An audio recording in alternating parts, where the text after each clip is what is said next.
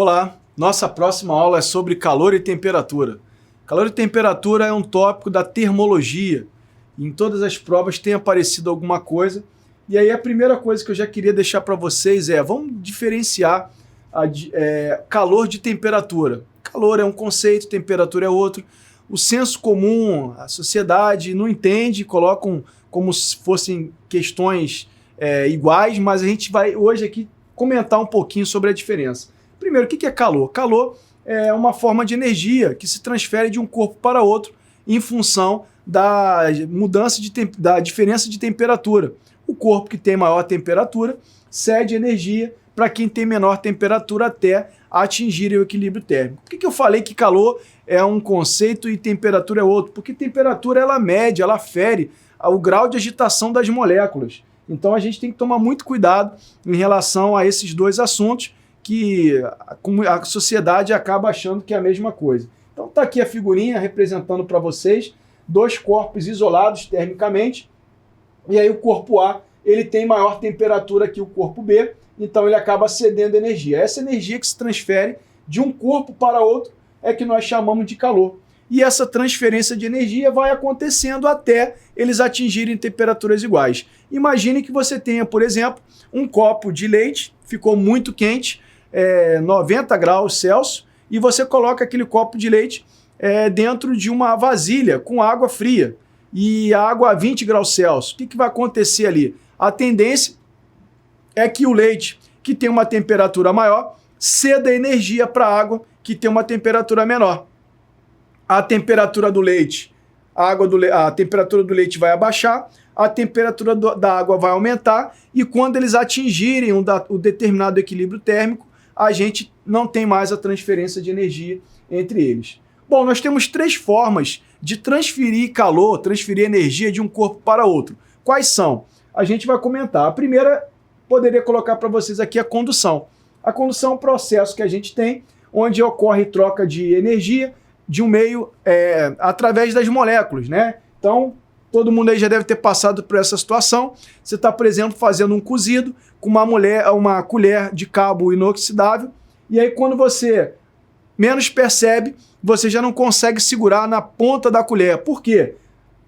A parte em contato com o alimento aqueceu, e aí molécula a molécula vai transferindo energia até chegar às suas mãos. Então, esses materiais que conduzem essa energia a gente chama de bons condutores de calor, né? E uma outra forma também que nos dá a possibilidade de calcular o fluxo que a gente tem, o fluxo de energia entre, por exemplo, placas diferentes. Então, se eu tenho aqui duas placas, né, que representam aí os reservatórios quente e frio, então é possível também, por condução, você calcular o fluxo de calor, desde que você multiplique a constante, né, que a letra K, que representa o coeficiente de condutividade térmica, a área de seção transversal que você tem das placas, o ΔT, que representa a variação de temperatura, dividido pelo comprimento da placa. Então é uma forma de você também estar calculando o fluxo de calor entre corpos com temperaturas diferentes. Bom, um outro processo de transferência de calor é a convecção. A convecção é um processo que a gente tem a mudança de calor de um lugar para outro através do deslocamento simultâneo das moléculas. Todo mundo aí também já deve ter colocado uma água para aquecer, e vocês vão percebendo que após um determinado tempo, toda a água vai estar aquecida, não apenas a parte de baixo. Por que isso aconteceu? Muito simples. A água que está na parte de baixo foi aquecida, por ficar com uma temperatura maior, ela acaba ficando, vamos dizer, mais leve, a sua densidade diminui, e aí a densidade diminuindo, a água quente começa a subir. Por sua vez, os dois corpos não ocupam o mesmo lugar no espaço. Você já deve ter ouvido falar nessa frase. Então, ao mesmo tempo que a água quente vai subindo, a água fria vai descendo e ela vai sendo aquecida na parte de baixo, né? E esse ciclo ele vai acontecendo ao longo do tempo, e isso proporciona um aquecimento de toda a água. Poderia colocar para vocês aqui um caso contrário, que seria o refrigerador. A geladeira é um caso contrário, não de transferência de calor, mas de retirada de calor, né? A geladeira ela funciona no mesmo princípio, através das correntes de convecção. E o terceiro caso seria a irradiação térmica. todos vocês aí também já devem ter passado por situações de estar próximo de uma fogueira, uma lareira, ou então a própria energia solar. E aí o que a gente tem de representação? Como transferir a energia nesse caso? É a energia transferida pela emissão de radiações eletromagnéticas. Então, sejam elas através, né, da queima de uma madeira ou através do sol, mas são situações em que a gente tem o recebimento de energia através das radiações eletromagnéticas. O caso do efeito estufa é um caso bem parecido, né? O Sol ele emite radiação, essa radiação atravessa a atmosfera, chega uma parte, volta para a gente, vem para a gente, e a outra parte ela é refletida. E aí, como ela fica ainda, né, na atmosfera, ela faz com que cria-se uma camada, né, vamos dizer, de aquecimento aí no nosso planeta. Bom, além das transferências de calor, temos a possibilidade de quantificar, de calcular. Qual é o quantitativo? Quanto de energia eu tenho em cada processo? E aí a equação básica que nós temos, né, chamada de equação fundamental da calorimetria, é essa equação que seria Q igual a M vezes C vezes ΔT. A equação que alguns já chamaram de Q-macete, né? É a equação mais simples que a gente tem.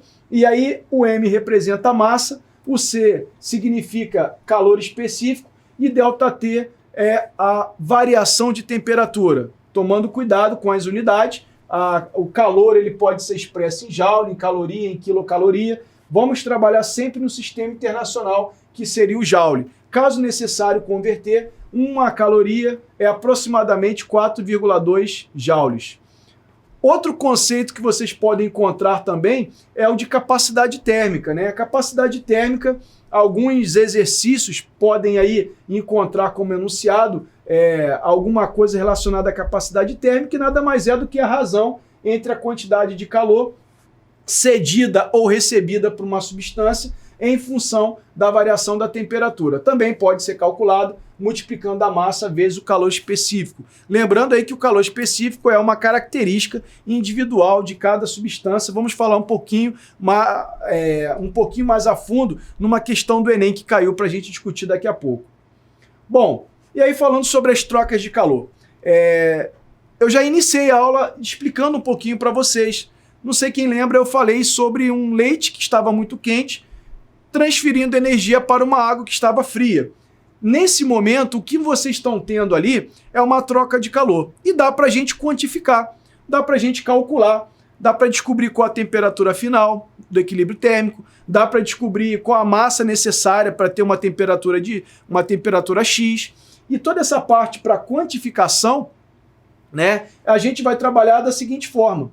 Imagina aí que você tenha dois corpos, como eu coloquei, o leite mais a água fria, porém não em contato com a atmosfera. Vamos isolar esse conjunto, isolar o camarada que tem a maior temperatura e o que tem a menor temperatura. Então, isolando essas substâncias, primeiro, você sempre vai ter um que vai ceder e o outro que vai receber.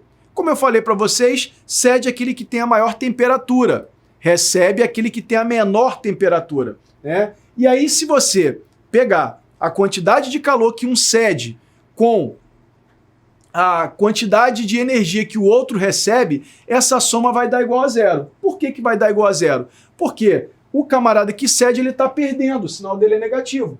E o cara que recebe seria o sinal positivo. Então é muito comum a gente trabalhar com essa equação para trocas de calor, para calcular o equilíbrio térmico. Então, esse gráfico representa para vocês exatamente isso, né? A temperatura, o que tem maior temperatura cede para o que tem menor, até eles atingirem o chamado equilíbrio térmico. Bom, o calor, como vocês aprenderam a calcular M vezes C vezes ΔT, temos que ficar bem atentos também, porque uma substância, quando ela recebe ou quando ela perde energia, nós podemos ter aí algumas situações. Quais são as situações? Quando você cede energia para um corpo, você pode ter duas situações acontecendo. Ele pode pegar aquela energia e aumentar a sua temperatura, mas ele também pode pegar aquela energia e mudar o seu estado físico da matéria. Quando você transfere energia para uma substância, ela recebe aquela energia e aquela energia é responsável pelo aumento de temperatura, a gente chama de calor sensível, né? Então, por exemplo, pegou a água, colocou numa chaleira, levou até o fogo, acendeu a chama. O fogo cede energia para a água tinha 20 graus Celsius e após um determinado tempo ela tem 80 graus Celsius. Ocorreu um aumento de temperatura sem mudança de estado físico, é chamado de calor sensível. E o cálculo do calor sensível está aqui, mc vezes ΔT. Só que nós também podemos ter o contrário. Imagine que você cede energia para uma substância, ela recebe aquela energia, só que ao invés de mudar a sua temperatura, ela sofre uma mudança no seu estado físico. Por exemplo, o gelo. O gelo é um caso clássico. Você pega o gelo, quando ele chegar no ponto de fusão, que é 0 graus Celsius, quando ele tem o ponto de fusão, quando a temperatura atinge o 0 graus Celsius, toda a energia que o gelo recebe não vai fazer a temperatura aumentar. A energia recebida vai fazer ele mudar o estado físico dele. Então ele continua com a temperatura de 0 graus Celsius, mas o estado sólido começa a passar para o estado líquido, ou seja, ele vai se fundindo. Então vai ter um momento ali da transferência de energia que você vai ter o gelo com um pouquinho de água e aí aquele gelo vai derretendo até que após um determinado intervalo de tempo, todo o gelo virou água. Ou seja, quando acontece a mudança de estado físico da matéria, nós dizemos que o calor responsável por isso é chamado de calor latente. E a equação para calcular o calor latente é M vezes L, né? Então eu coloco para vocês aqui as transformações possíveis, a fusão, a solidificação, que seria o contrário da fusão, a vaporização e a condensação, que seria o contrário da condensação. Então, por exemplo, para a gente ter uma ideia, para eu fundir 1 grama de gelo, eu preciso ceder pelo menos 80 calorias para uma substância. Então, um gelinho lá tem que receber no mínimo 80 calorias. E aí aqui é uma curva de aquecimento que eu coloquei para vocês, até para a gente discutir um pouquinho, fazer uma revisão dessa parte de troca de calor. Imagina que eu tenho uma temperatura inicial do gelo de menos 50 graus Celsius, e aí eu estou cedendo energia para esse gelo. Primeira coisa que acontece, a temperatura dele aumenta. Então eu posso dizer que nesse trecho 1 aqui, eu tenho o meu calor sensível. O gelo recebe energia e a sua temperatura aumenta de menos 50 para 0. Quando ele atinge o ponto de fusão, o que vai acontecer? O gelo começa o processo de mudança do estado sólido para o estado líquido. Então, nesse momento, a temperatura se mantém constante, toda a energia que ele recebe é responsável pelo derretimento. Eu já falaria para vocês que esse caso é chamado de calor latente. A energia está sendo responsável para a mudança do estado físico da matéria. Daqui em diante, né, o gelo, quando derreter e virar água, se ele continuar recebendo energia, o que vai acontecer é um aquecimento.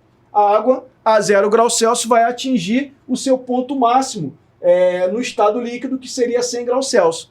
A partir dos 100 graus Celsius, começa o período o princípio da ebulição, que seria aquelas águas borbulhando, aquela espuminha, aquela fumacinha subindo. Aquela fumacinha quer dizer que a água que estava no seu estado líquido está virando, na verdade, o vapor d'água. Está sofrendo uma mudança para o vapor.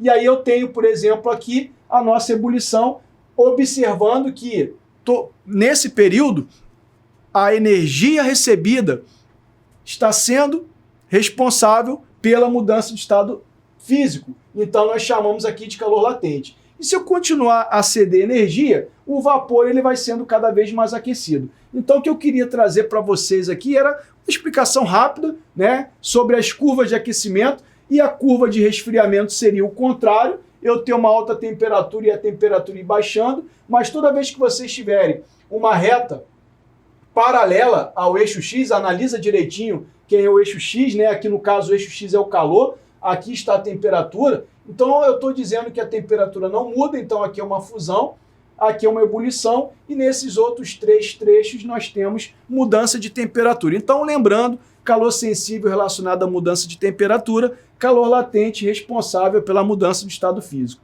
E eu queria fazer alguns exercícios com vocês o principal aqui para a gente discutir rapidamente, a questão do calor específico, que é bem interessante, foi uma questão do Enem de 2015. Diz o seguinte: as altas temperaturas de combustão e o atrito entre suas peças móveis são alguns dos fatores que provocam o aquecimento dos motores a combustão interna.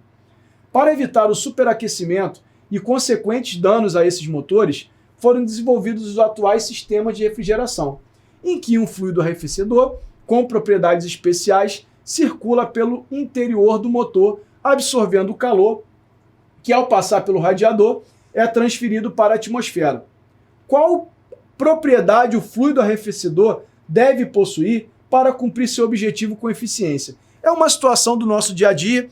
Vocês sabem que todos os veículos têm o radiador, onde tem aquele líquido que você coloca ali dentro, e ele, na verdade, ele está retirando energia do motor e jogando para a atmosfera. Ele está deixando, vamos dizer, o motor trabalhar com uma temperatura mais baixa.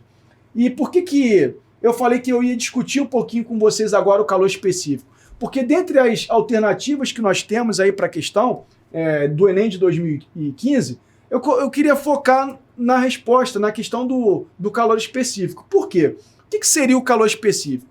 O calor específico, ele na verdade ele tem uma característica de dizer para você qual é a variação de temperatura que você tem em função da quantidade de calor que você absorve. Por exemplo, o calor específico da areia, ele vale 0,2 caloria por grama grau Celsius. Já o calor específico da água vale 1 caloria por grama grau Celsius. O que quer dizer isso, Luciano? Por que você colocou para a gente agora essa diferença entre o calor específico? Imagina o seguinte: você vai para a praia e você chega lá na praia de manhã bem cedinho, a areia está bem gelada, a água também. Com o passar do dia, a areia fica aquecida muito rápido, né? A areia esquenta muito rápido e a água demora um pouquinho mais a aquecer. Quando você vai embora, é o contrário, né? A água demorou muito para aquecer, mas ela demora muito para esfriar. Já a areia não. A areia aquece muito rápido e esfria muito rápido. Isso acontece porque o calor específico dela é baixo. O calor específico está dizendo o seguinte: olha, quanto menor o calor específico, mais rápido você vai ter a variação de temperatura. Então, para a gente, não é interessante eu ter, por exemplo, um líquido dentro desse radiador que aumente ou diminua muito rapidamente essa temperatura. Então, o ideal seria você ter um líquido com um alto calor específico. Por quê? Ele tendo um alto calor específico, ele vai demorar muito para aumentar a sua temperatura, né? Então, por mais que ele retire energia do motor, ele demora muito para aquecer, né? Então, essa característica evita, na verdade, um risco de ebulição dentro do próprio motor. E outra questão que eu queria comentar com vocês foi a questão do Enem de 2017, que diz o seguinte: é muito comum encostarmos a mão na maçaneta de uma porta e termos a sensação de que ela está mais fria do que o ambiente. Um fato semelhante pode ser observado se colocarmos uma faca metálica com um cabo de madeira dentro do refrigerador. Após longo tempo, ao encostarmos uma das mãos na parte metálica e a outra na parte de madeira, sentimos a metálica mais fria.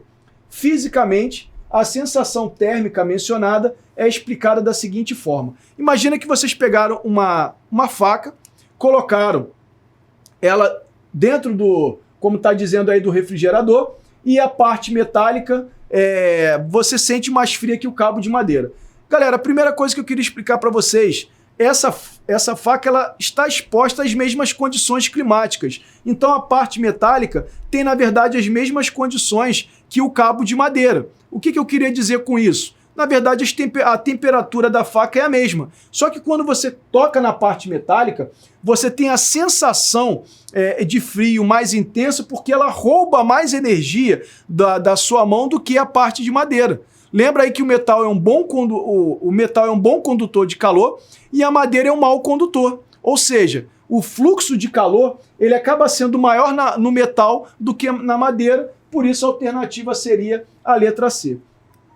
Então, o que eu queria falar para vocês nessa aula de calorimetria: atentem, deem uma lida, estejam sempre sabendo os conceitos físicos do calor, identificar direitinho, né, uma troca de calor, porque é um assunto que tem aparecido bastante. E com isso eu finalizo essa aula, espero que vocês tenham gostado e me aguardem para o próximo tópico.